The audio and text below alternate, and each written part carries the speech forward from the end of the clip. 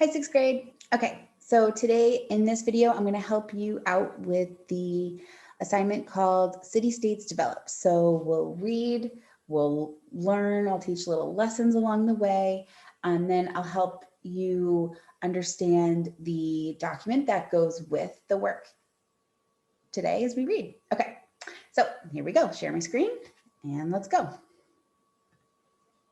Okay, so make this bigger. Okay. So starting off in Google Classroom, we today, or in our Zoom, last time we were together, we took an around the world tour of like where we are right now, where we have been, and where we're going in our lessons this year. So keep some of that in mind as we dive into this first civilization of ancient Mesopotamia, and where it is in the world and how far away we are from it and things like that, okay? So today we're gonna read the lesson called City States Develop. It's from myngconnect.com. So I'll help you guys get to Unit 2, Chapter 3, Lesson 1.2 in just a second, and read along with this video for support. You are going to take notes in the City States Develop note catcher that's attached to this lesson, and then turn it in when you're done. Okay, here we go. So we're heading over to myngconnect.com. Connect.com. You guys are going to click on the penguin. I'm going to click on this one. Remember to put in your normal username and password. You might automatically log in just like I did because your computer remembers your username and password. So either way, find me here in the digital backpack. Today we're going to go to our Dragon textbook, the English e-edition. And if you remember from the last video, we're going to get to know this table of contents button really, really well, because we don't want to load pages and overwhelm our Wi-Fi and crash our Wi-Fi or computer. So we're going to jump to the page that we need, not click, click, click to the page that we need. So today we're going to Unit 2, Chapter 3, Ancient Mesopotamia, and we're going to Lesson 1.2, City-States Develop. And it should look like this.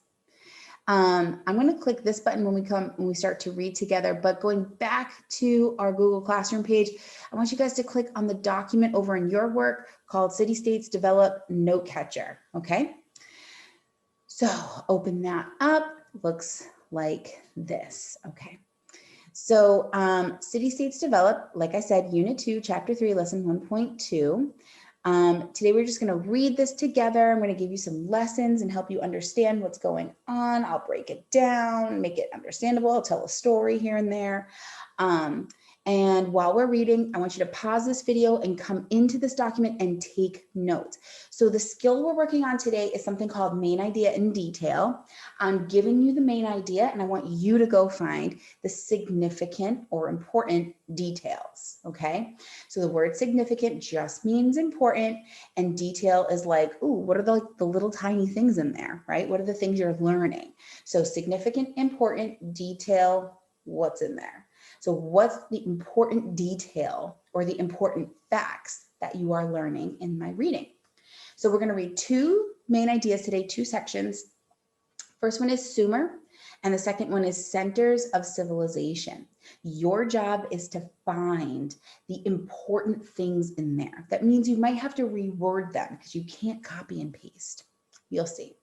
And then at the end, I'm going to give you guys an exit ticket. What do you think is the most important thing to know from this lesson? Okay, so collecting some important details or significant details, and then an exit ticket at the end.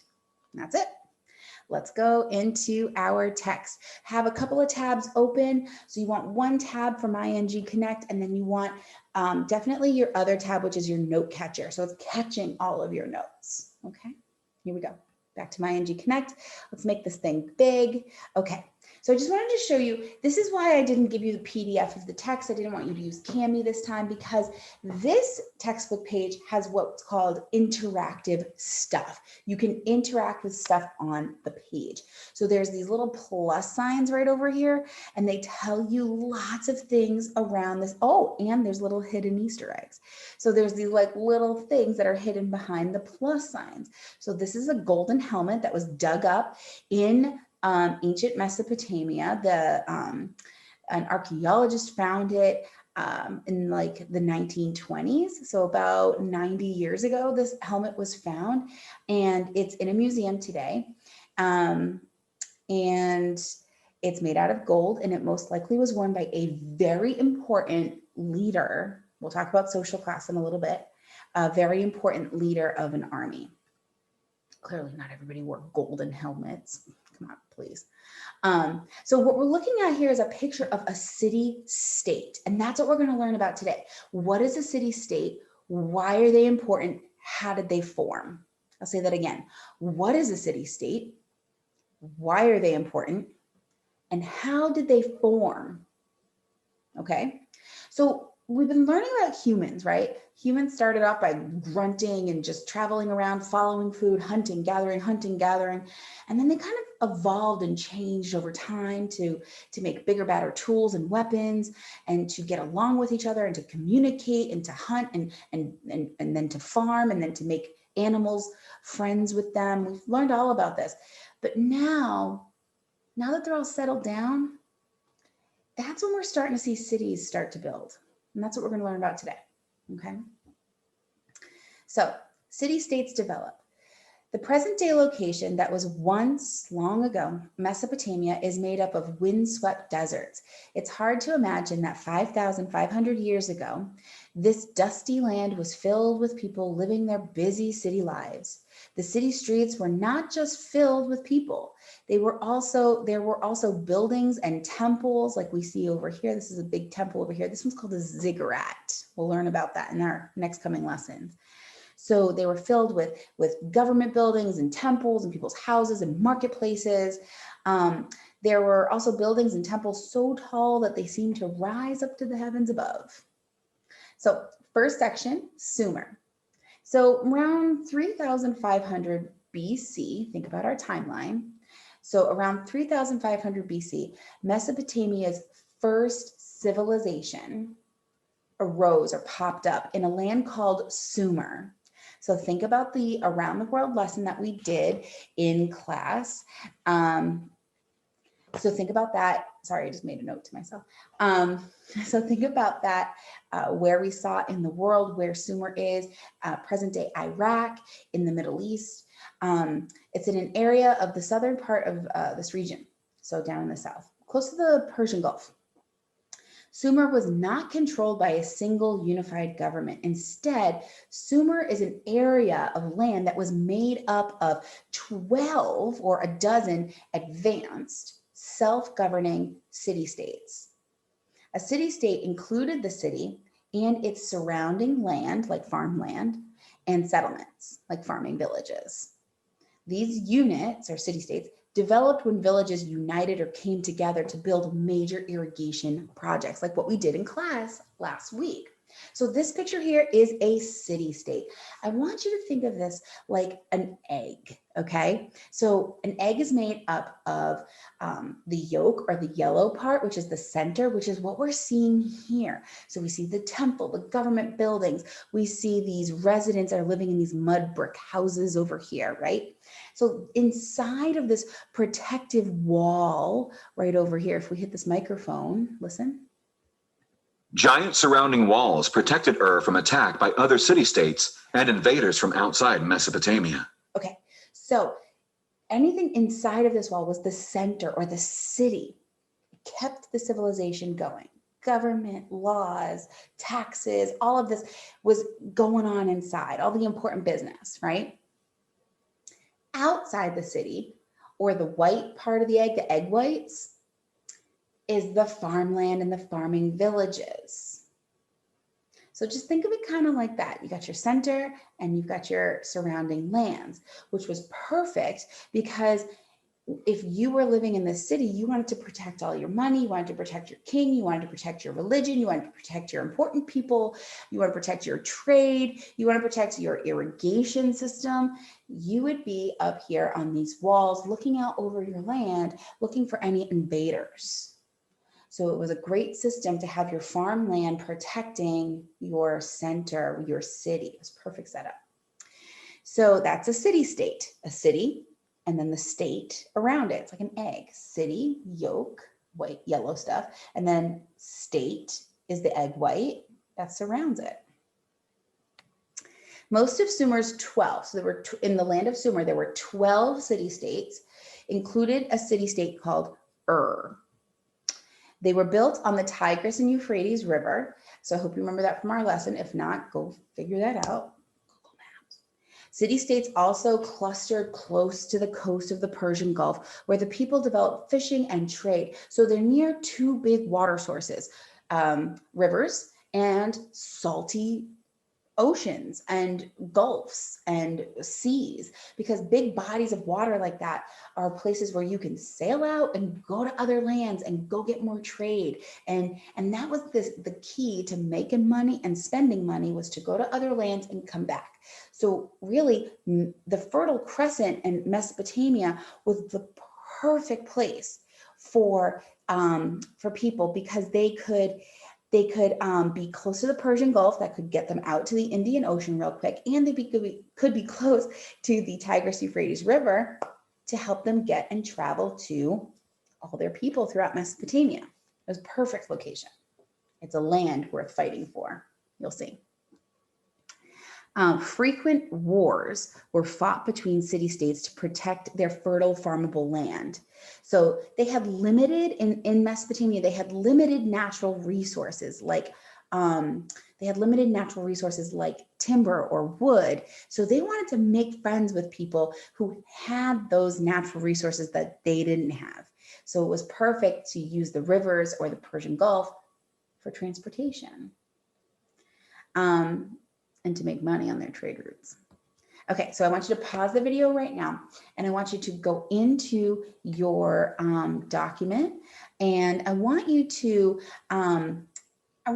answer a couple of things. Here's some guiding questions that could help you out. So for this first section that we read together called Sumer, not summer, summer would have two M's. So Sumer, what is Sumer? You might have to pause and replay the video or go back and reread this yourself. What is Sumer? Why is Sumer important? What did you learn in this section? So pause the video or rewind it and go and answer those questions, or go find significant details. Pause. Welcome back. Okay, so if you're watching this and you didn't pause it, that was super awkward and weird, whatever. Okay, so now we're gonna read the second section called Centers of Civilization, okay?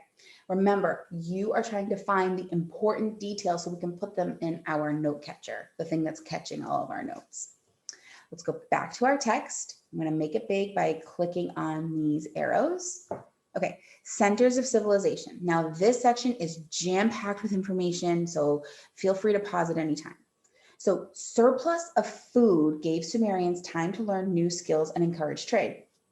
If you remember, the word surplus means extra or having a supply. So because they had extra food, like food and storage, not everybody had to be farmers, which meant that people could go and have new skills, new jobs. You could still be a farmer, yeah, because we still need food. But we could have people be like clothing makers or shoemakers or weapon designers. We could have people that help train the animals. That would probably be my job. And then there would be people who could, make pottery or cook or bake. Like everybody could take a job now and live and cooperate and live together. So because they had surplus food or food in storage, not everybody had to farm all the time. We're not hunter-gatherers anymore, people. Though Sumer had productive farmland, which means it gave lots of product, lots of fruits and vegetables, because they had productive farmland, the area, although they had it, the area lacked important natural resources, like I said, timber or wood. They lacked Also metal. So other areas surrounding Sumer, other areas in Mesopotamia had this like shiny metal in their rocks that they could naturally find out their back door. And if you stuck that rock in the fire, the shiny stuff inside would melt and pool at the bottom of your frying pan or whatever. I guess it wasn't a pan, maybe rock, I don't know. And it would melt. And then you could use that melted metal and make it into something like a knife or a weapon or a pan, a pot or a pan. It could be anything. You can use that metal to make bigger, badder weapons and tools. We are no longer in the Stone Age. We are now in the Metal Age. But they realized that like the metal that they found, which was, I wonder if I can highlight, which was tin. Let's see, tin. Yeah, I can't highlight. Tin and copper. So tin is like what we see like tin foil, right? So like tin and copper is like what's on the outside of a penny. So such as tin and copper, if you mix them together, they make a much more stronger metal, but on their own, they're pretty bendable. They're pretty flimsy. Yeah, they'll have a nice sharp edge to them. Maybe you could use that sharp edge to like cut some stuff away, but that's gonna bend on you, and it's not a strong metal. So, but if you mix metals together, they can actually make a stronger metal, and that is gonna make the bigger, badder weapons, and that is gonna win you wars, and that is gonna keep people scared away from your civilization. And having the stronger metal makes people want to come to you and pay lots of money because you've got something that other people want. So these resources had to be acquired through trade. So Sumer didn't have them in their natural environment. They had to go travel, make friends, and buy it or trade from other people. So when you combine tin and copper, they produce bronze. And that's a much stronger metal used by Sumerians to create tools and weapons. Because of the importance of bronze, this period around 3000 BC is called the Bronze Age. It's a big deal, big deal. Yeah, big deal. Yeah, if you had the stronger weapon, you won the war. So if you wanted to take over somebody else's land, you get the bigger, badder weapon, you get their land. It's as simple as that. Coming over here. Surplus food. Oh, wait, if you want to pause this video to go take a note, because like that's kind of super important what we just read about, please pause the video. I'll be waiting. Welcome back. Wow, that's so awkward. Okay, welcome back.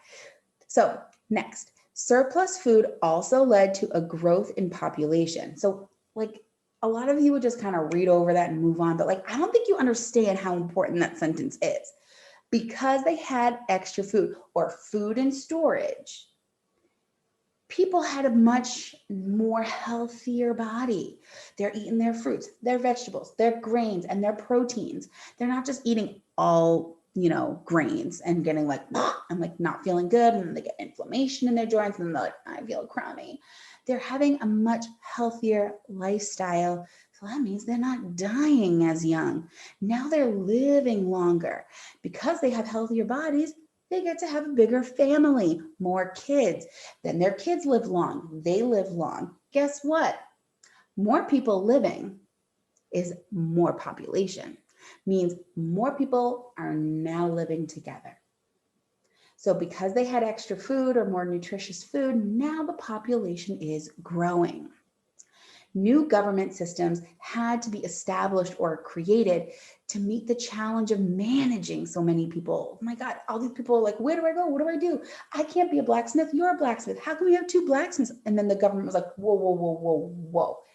Listen, people, we can all get along here, okay? We don't have to fight. We could have two blacksmiths, that's fine. Hey, you over there. Hey, Bob, you can have that piece of farmland. And hey, George, you can have that piece of farmland. Hey, George, I use your name. And you can have that piece of farmland, okay? So it's like, it doesn't matter. The government had to step in and put in some rules and some guidance, okay? Could you imagine what school was like if you didn't have teachers? You just came in, everyone just was like, woo, no, listen. If you just came in and people were like, what are we doing? I don't know. What are you doing? I don't know, but we all got to be here. Yeah, I don't know. Who's going to, naturally, someone's going to be like, okay, here's what we got to do today. Somebody's going to take over that leadership. And that's when kings started to rise up, okay? So kings rose to provide strong leadership. So somebody was like, whoa, this place is a mess. This place is a mess. You need leadership. I will be your king. Hi, I have ideas. You should listen to me.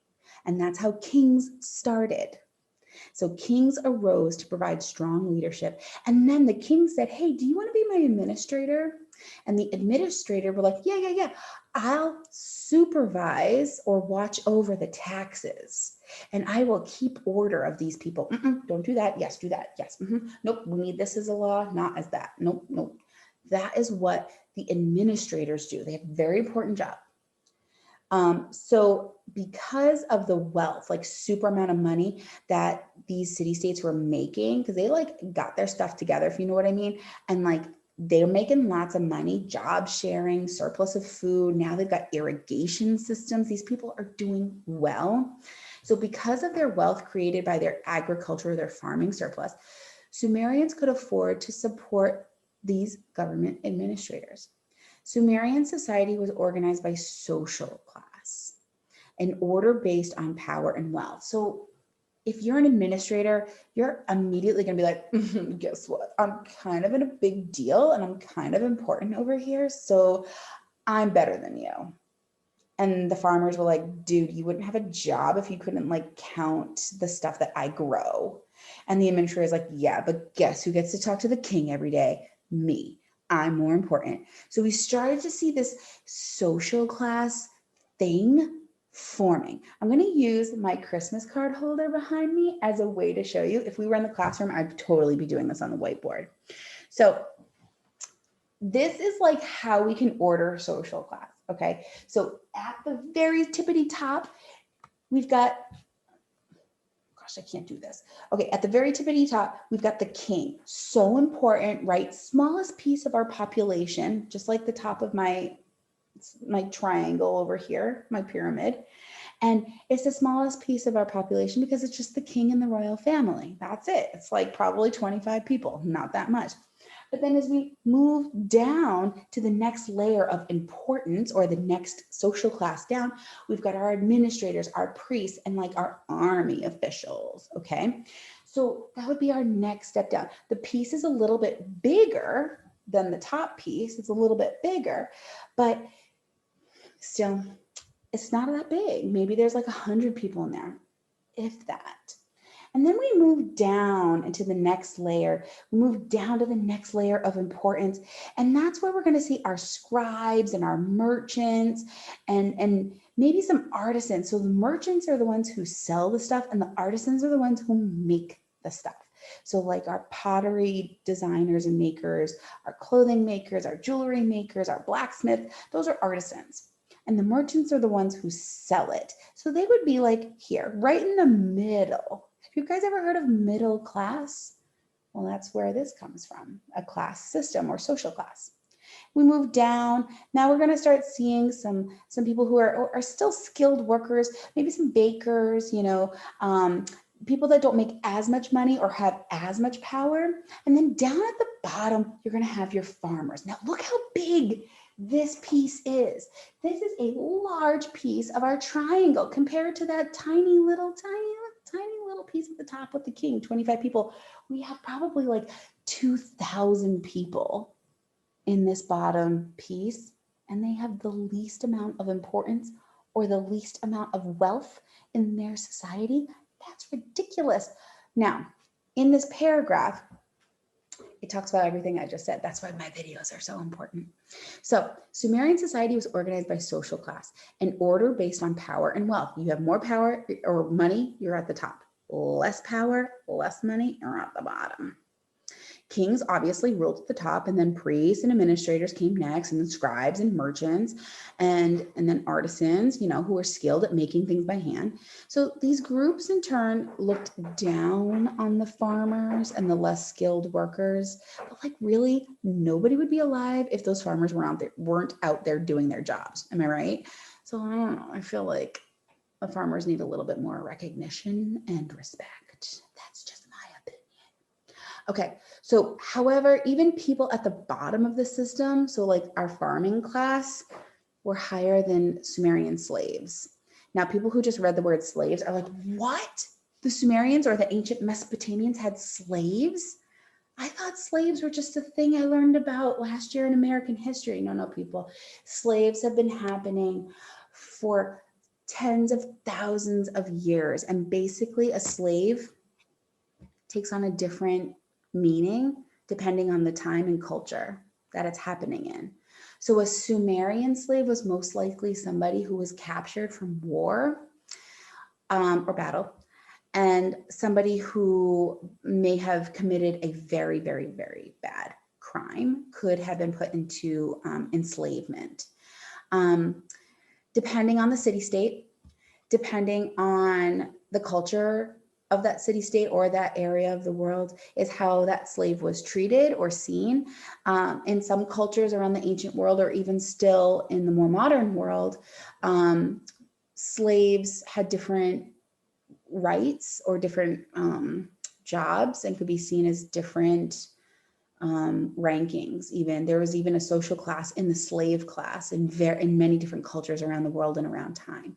So I'm really interested in learning about slavery with you guys this year throughout all of the different time periods, because slavery is not just what you learned about in 5th grade, where humans from west coast of Africa were tricked or captured onto boats and sailed across the Atlantic and put into people's homes or plantations, like what you learned about with the American Revolution or early American history last year. Slaves have been happening throughout all of time. And there's like this huge history just in thinking with slaves. So when we see the word slave, don't automatically think what you might have heard last year in 5th grade. So yeah, so now what you're going to do, we're going to shrink up our page a little. We're going to go back to our document. A couple of big things we should take notes about if you need the guidance. Some of you are just like, no, I know what to do. Go ahead, put in your significant details. But if you're like, I don't know what to write, what is the Bronze Age? Why was the Bronze Age important? What is social class? Why did this come up in this section? Why are we talking about social class? The kings, the farmers, the merchants, the artisans, who's important, who has more money, blah, blah, blah. Why are we talking about this? How does this fit in? And what are other things that you learned in this section? So go ahead and fill in your note catchers, and then when you're done, answer the exit ticket at the bottom. So the exit ticket that you're going to answer is, what do you think is the most important thing to know from this whole lesson? That's the all around the world stuff we did in class, and that's the stuff you learned in this video. So if you have any questions, reach out to me. Let me know if you have any confusions, and talk to you guys soon.